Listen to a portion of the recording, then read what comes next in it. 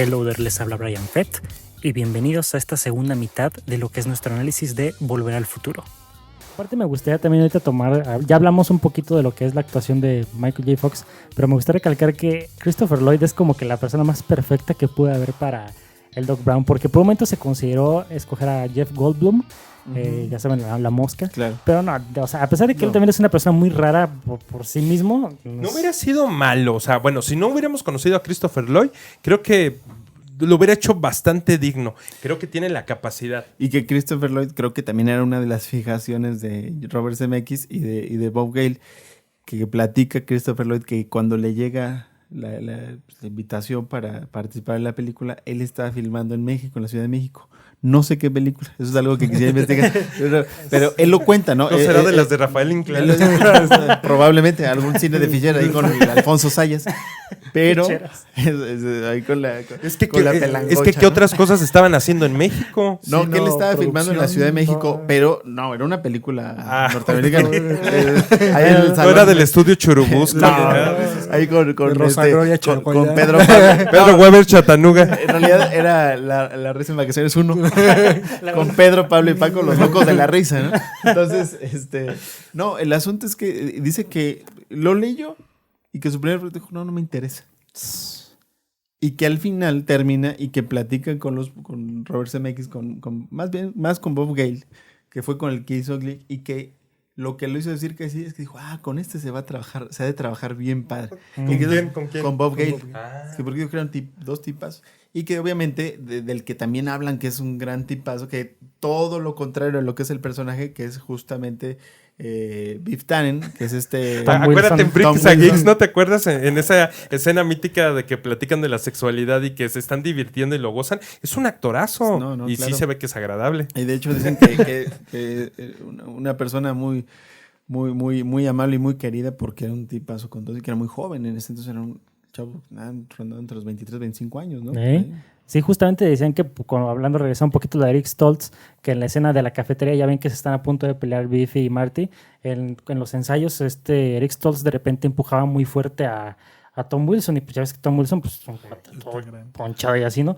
Y le decía, oye, ¿le puedes bajar tantitos que se está haciendo muy fuerte? Y que no, que pues el Eric Stoltz como está bien clavado con su actuación, y él a la mera no le hizo nada, pero que dicen que le dejó casi con moretones y no sé qué, pero eso habla muy bien del profesionalismo y la gran persona que ha de ser Tom Wilson, ¿no? Sí, hablan de Tom Wilson que Biff Tannen es exactamente todo lo opuesto a... Es como si yo me pusiera el brinco con Diego, así como que... sí, no, pues. Por favor, ¿no? Y ya después, ¿en qué parte nos quedamos? ¿En qué...? Pues ya llega y le dice que viene del futuro, ya se lo está demostrando, y le dice que pues necesitaba plutonio, pero le dice, pues en tus tiempos tal vez el plutonio se vendía en las farmacias, pero en el 55 no se consigue tan fácil. Y entonces pues ya dice, solamente si pudiéramos saber dónde cae un rayo. Y lo sabemos. Y entonces sacan eso que mencionaste hace rato. Sí, porque aparte me encanta cómo eso, como detalles tan mundanos, pero tienen tanto efecto en la trama, ¿no? Y eso es también lo que habla demasiado de qué tan bien escrito está ese mendigo guión. Y ya después de ahí vemos que es cuando se presenta y ahora sí en la escuela, ¿no? Pero antes hay una frase muy importante que es la de 1.21 gigawatts. Sí. O sea, porque esa frasecita es también esencia de la película y también de la cultura popular. 1.21 gigawatts, o sea, se vuelve loco y es muy repetitivo. Necesito hacer una playera, yo digo así. La podemos vender aquí en Hello There de una vez para que nos compren. Pero y después me gustaría como tomar un poquito detrás de cámaras y de los bloopers, porque cuando entra a la escuela vemos que conoce a la mamá, ¿no? Y después vemos ese detrás de cámaras de... Que es como Chicano, ¿no? Que hace esa interpretación de chicana. Cholo, no, pero con toda la indumentaria, el pantalón bombacho, los zapatos negros puntiagudos, la playerita acá de tirantes pegada y la red en la cabeza.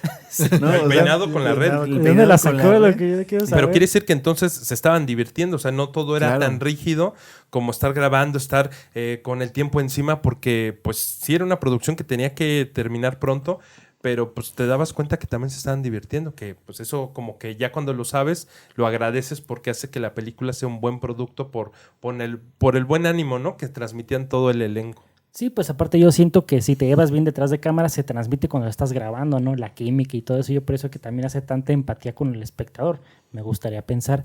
Y después, bueno, regresando a la trama, estamos ahí en la escuela, que es cuando está haciendo sus primeros intentos Marty de decirle a Josh, oye, invita a Lorraine a salir al baile, ¿no?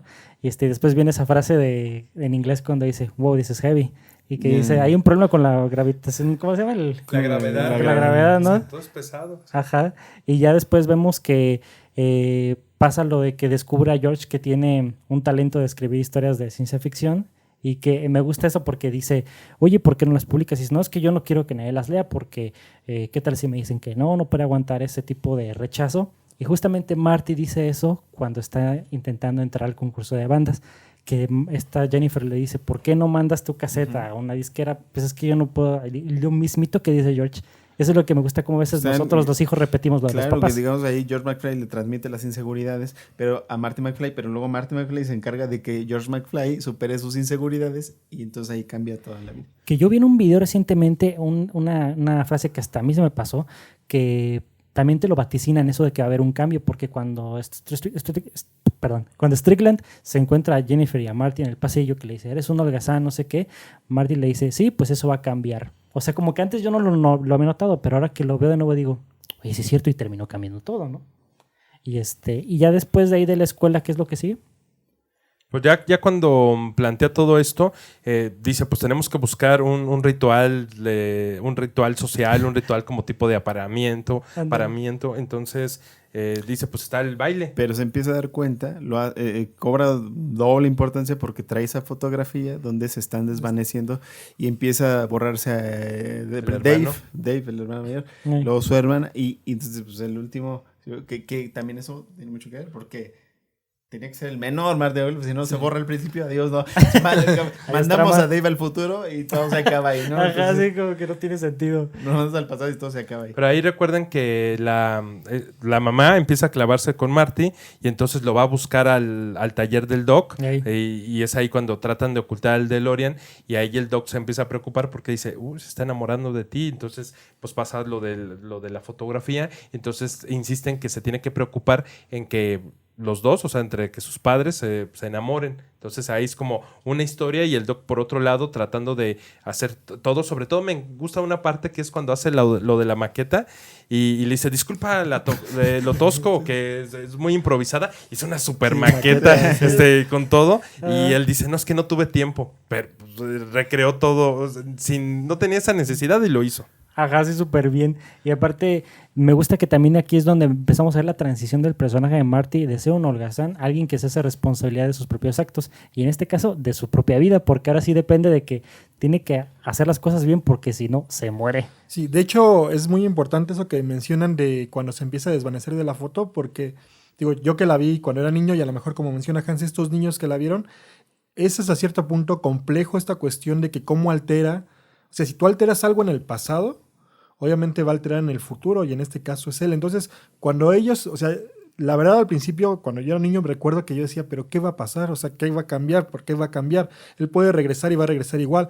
Cuando explican esto con que se está desvaneciendo en la fotografía, aquí es, ok, él ya cambió algo. Y aquí, o sea, como mencionan, o sea, es perfecto este guión porque con una imagen te hacen referencia de que ya está cambiando absolutamente todo. O sea, es algo que un niño de 10, 12 años te lo va a poder entender. O sea, esto es algo muy importante. Y sin hacer ningún un corte a el futuro, el presente alterno, ni nada. O sea, como tú dices, una simple foto. Un elemento que va cargando.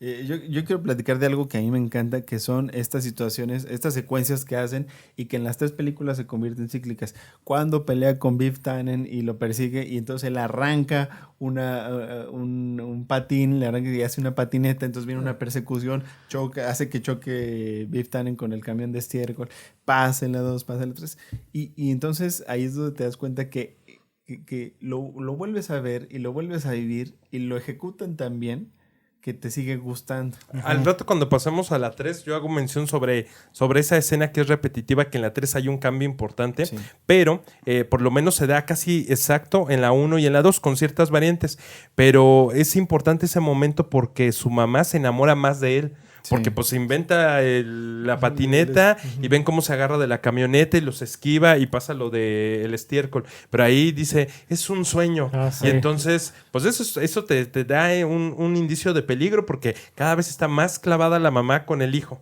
Sí, porque va subiendo la tensión. Porque cuando ya dices, ya después de que George se ve motivado por Darth Vader del planeta Vulcan, ¿no? Que ya de enamorar a su mamá, me encanta porque agarra su valor y llega y en vez de pedir una cerveza dice, dame una leche de chocolate.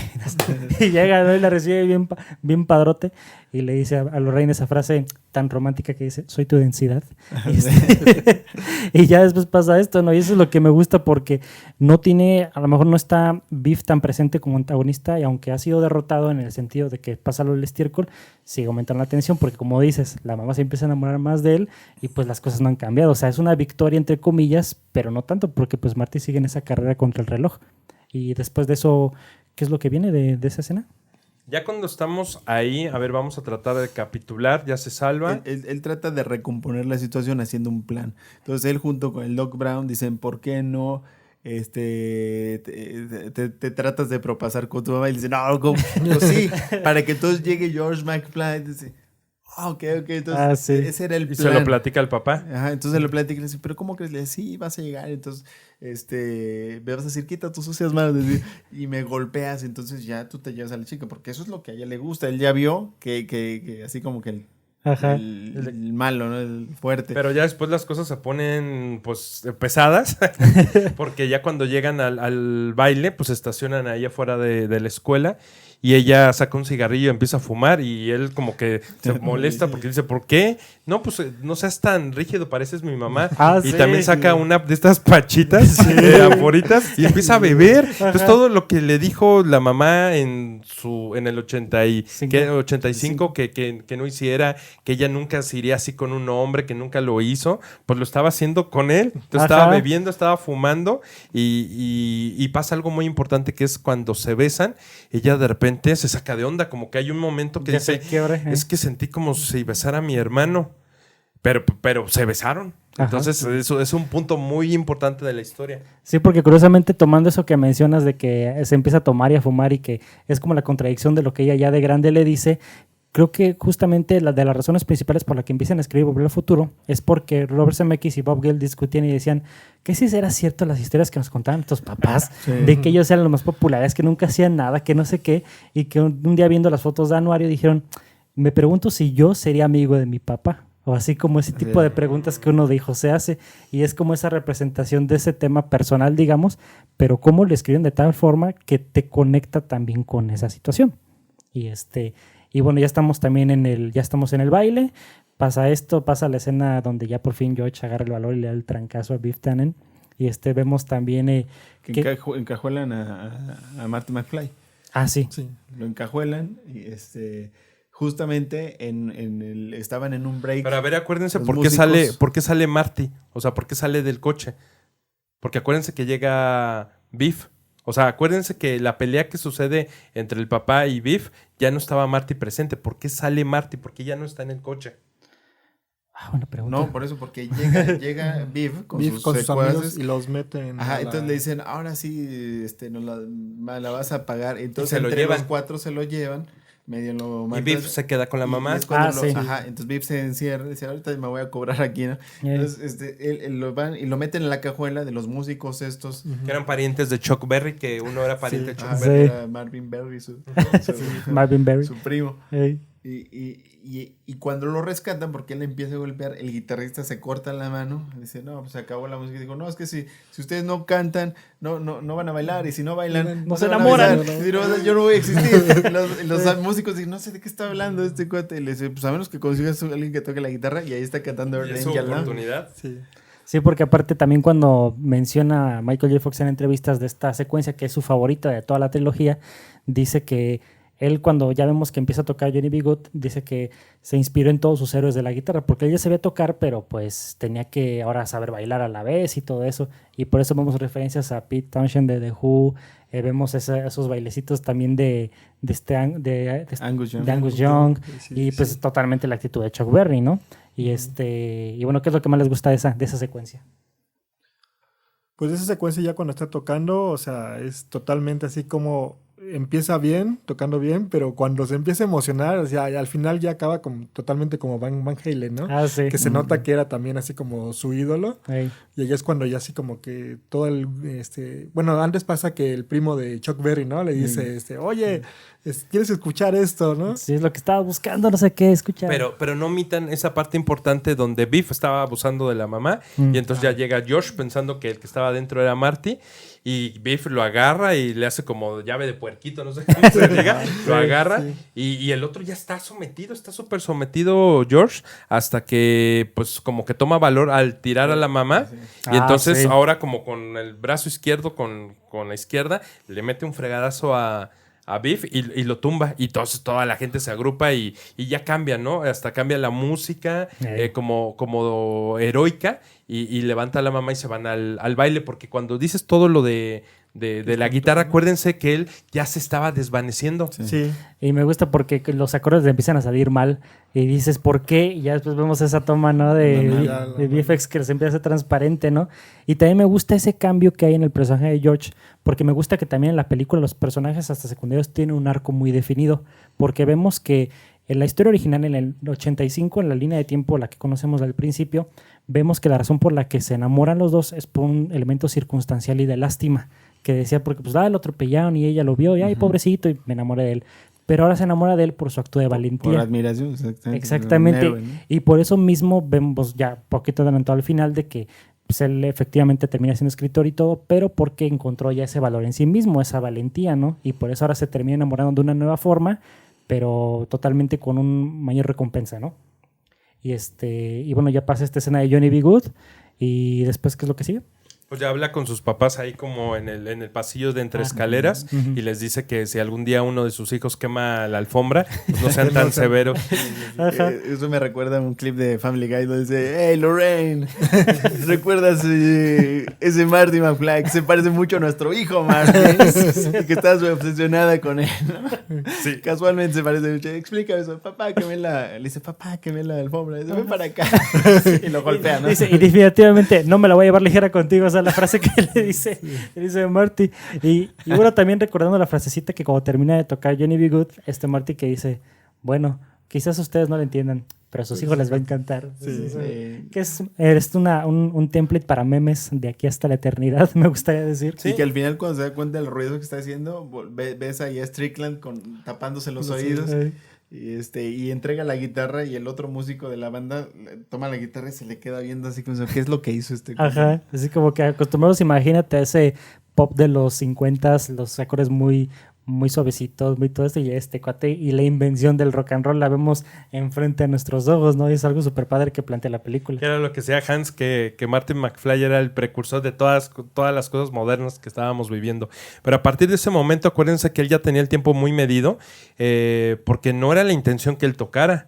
Porque él, digamos que ya había hecho su papel de poner a la mamá y al papá ahí juntos, pero todavía cuando llega George con Lorraine al baile, pues todavía no se había terminado de cuajar esa cuestión del amor, del enamoramiento, porque todavía hay un tipo oportuno que llega y le quita a Lorraine para bailar con ella, y entonces pues ahí era cuando ya se nos estaba muriendo Marty, y de repente toma valor de otro lugar sin que ya nadie le dijera a George, y George dice, quítate que ahí te voy, se pone a bailar con la mamá, y ahora sí ya la besa, que es otro momento importante. Que ya ahora sí regresa la fuerza de Marty, ¿no? Ya para poder tocar Johnny B. Y ahí ya se hubiera podido ir, pero decide tocar esta canción, ya la última, porque era lo que no había podido hacer en su propia escuela, que era la misma escuela, pero en su tiempo, en su línea temporal normal, y lo puede hacer en el pasado. Y ya se va corriendo a ver al Doc, porque ya tienen el tiempo bien medido para poder salir de ese atorón que era el tiempo. Exacto, y curiosamente ya que estamos en la escena del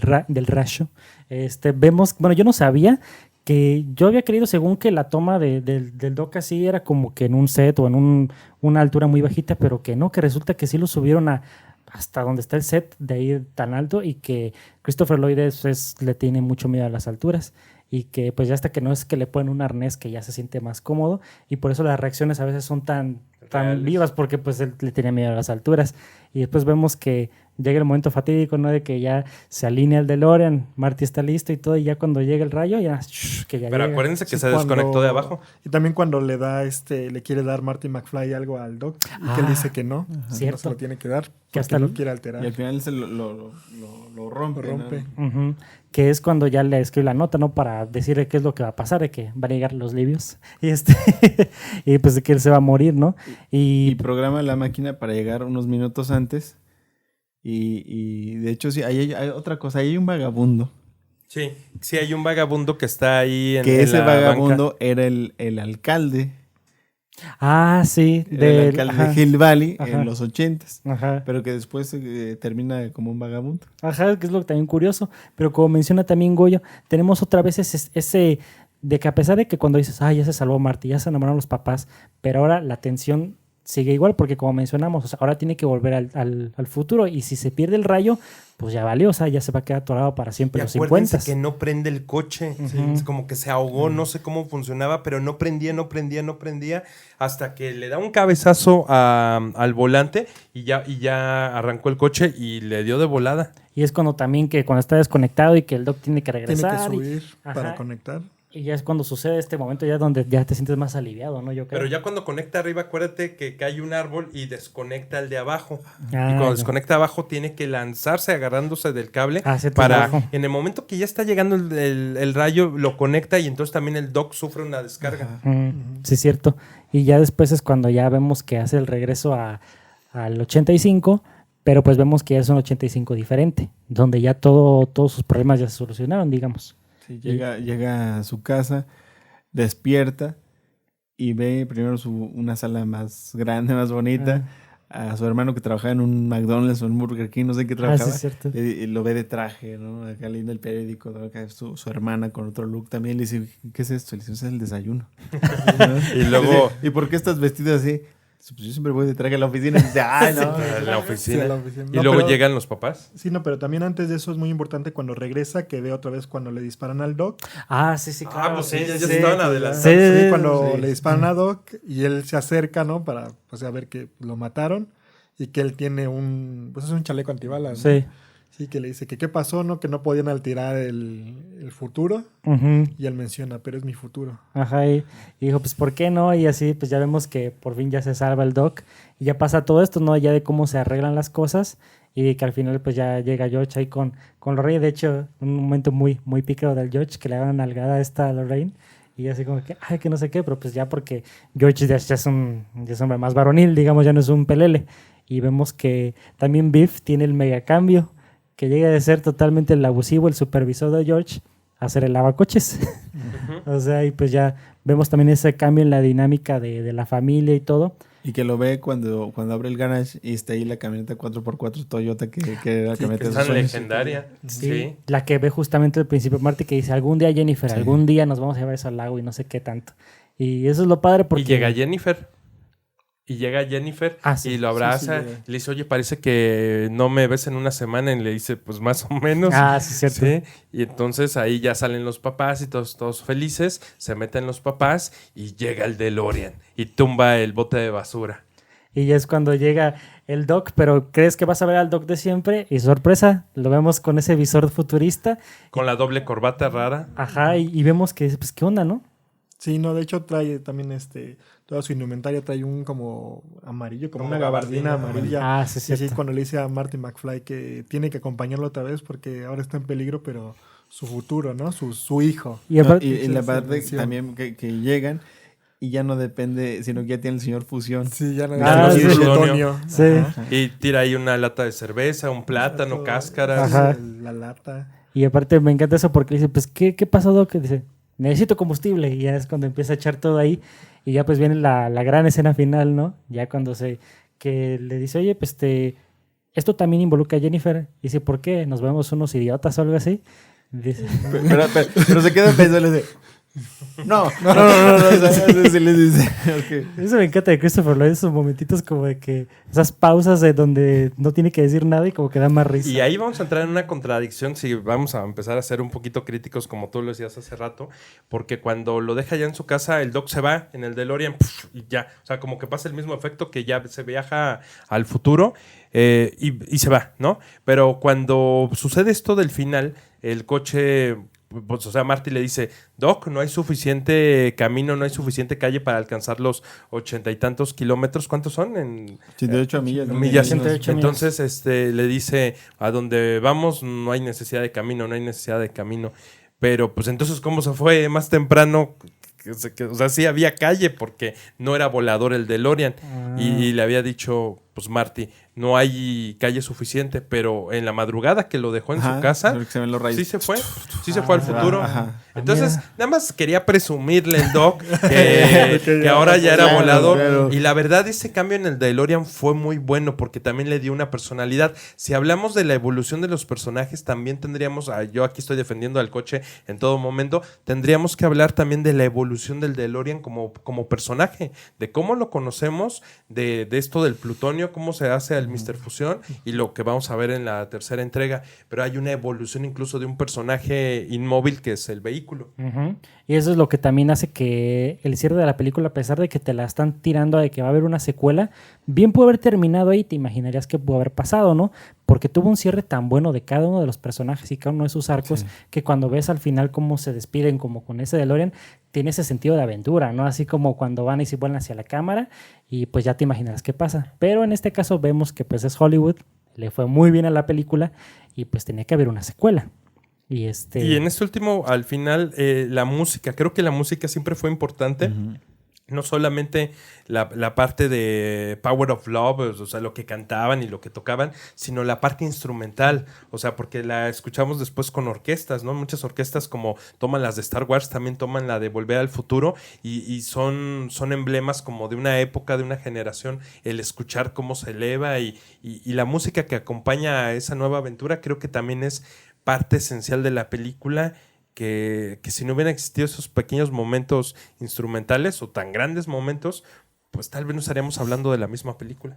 Exacto, sí, siento que la música es de lo mejor que tiene la película también. Fue como el cóctel perfecto, esta película, en cuestión de producción, escritores, director, actores, compositor, en este caso Alan Silvestri con su tremendo suite de Volver al Futuro.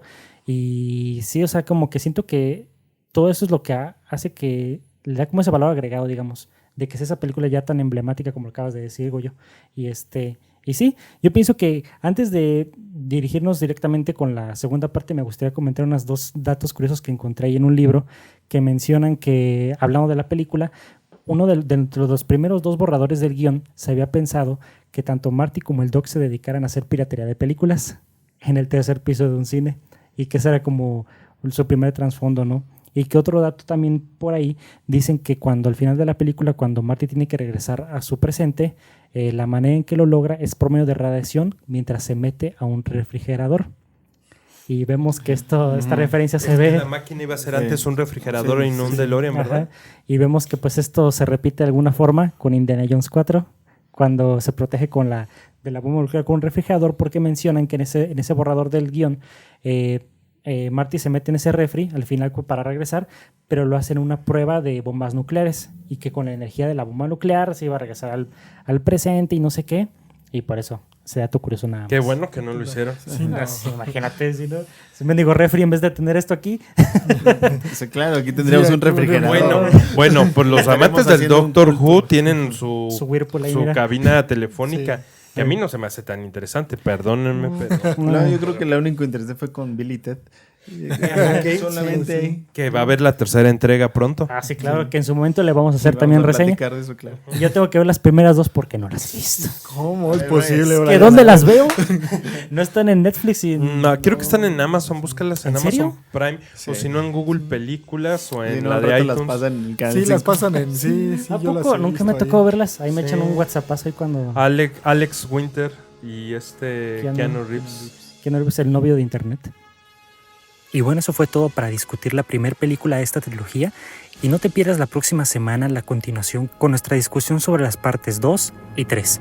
Gracias por escucharnos.